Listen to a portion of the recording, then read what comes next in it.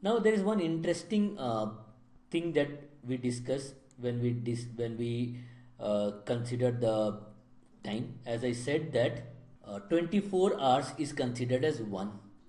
Now what will happen if the value is more than 24? So see, in Excel the time is a fraction, is 0 to 24, 0 is 0 and 24 is considered as 1. 8 is considered here as 0.333. Now how is 24.5 considered as? 24.5 it will consider as 24, it will make as 1, and 0.5 ideally it should be 0.5 by 24, but in Excel it doesn't do that way. 1 it will reset to 0. The moment one day has come, it will add into the day and not in the time, so it will again compute on the basis of 0 to 1. That becomes very obvious in this. So what I have taken is, I have taken the longest tennis match in the world, lawn tennis.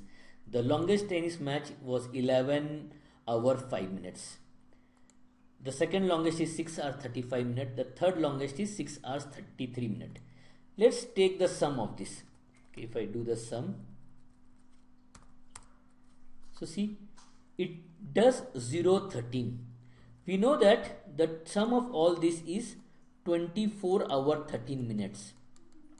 But while showing, it shows only 0 13 because that 24 hours is converted into 1 and it is a day and it is not considered in time at all.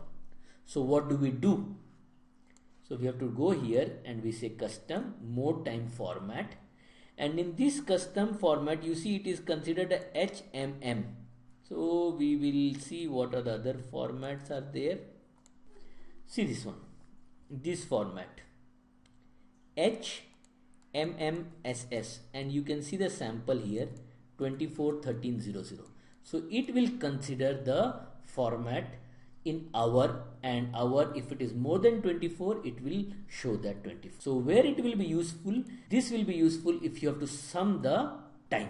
So when you sum the time, you have to go with the time custom format